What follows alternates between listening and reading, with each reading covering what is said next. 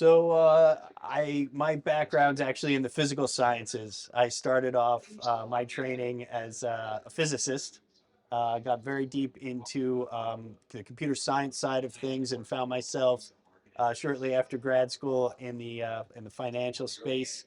After a few years on the buy side, I found myself at S&P Global, where new and cutting edge technology and data are the lifeblood of the company.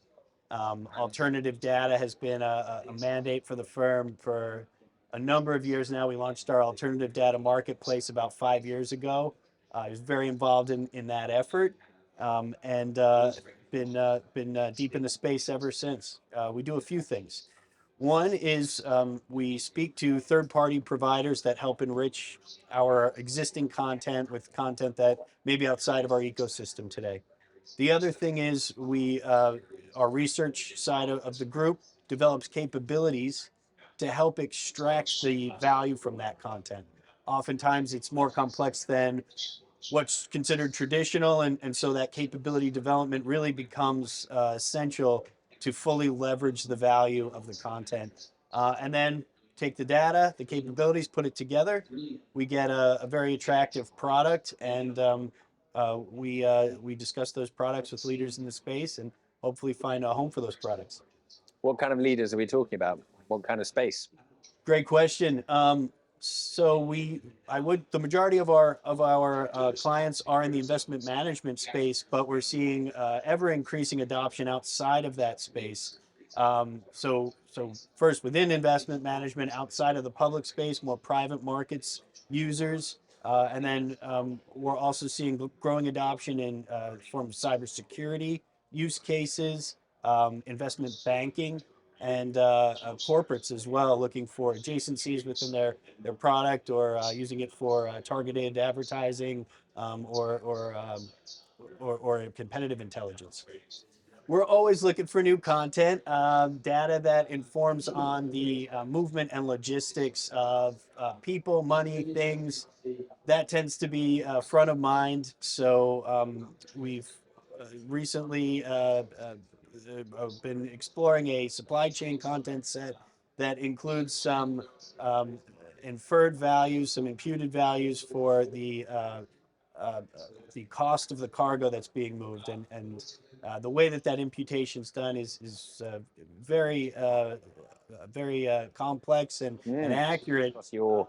We've been into supply chain, so this is actually something of a fun fact. The P in Standard & Poor's comes from businessman Varnum Poor's, and is Varnum Poor, and he in 1860, plus or minus 10 years, went out and created a supply chain data set that detailed the railroads and canals in the United States. And it was for the investment use case. He created this catalog of all the railways and canals, and then commercialized that. So we've been doing supply chain for about 160 years. Oh, so much to say there. So what we've seen in the last decade has really been an inflection point for alternative data, in my opinion. The early days in the space were almost exclusively quants and data scientists for logical reasons, but we're seeing more adoption now outside of that space. So the fundamental side of the house, the other personas that outside of investment management, so again, investment banking, private equity, and corporates. Ex-North America, so we were very North American heavy. I think a lot were in the beginning, and we're expanding that way. So that expansion and adoption has also increased the demand for broader data sets.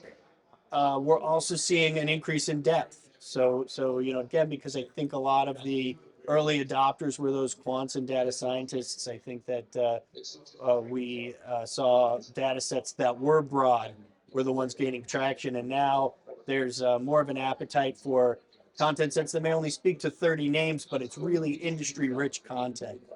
And then lastly, the technology piece, and I'm sure a lot of folks are going to talk about this today, but as recently as the 80s and 90s, we were delivering CompuStat, which is a flagship S&P Global product, by CD. We were FedExing CDs to offices on a monthly cadence. It's like the Encarta encyclopedia, wasn't it? That's Right. how things used to arrive. And now, all of our summer interns know PySpark. They can set up an ML stack on AWS, and they're doing the whole thing from home. So the implications of that advancement, I think, just haven't been fully recognized. And I can't wait to see what 10 more years does.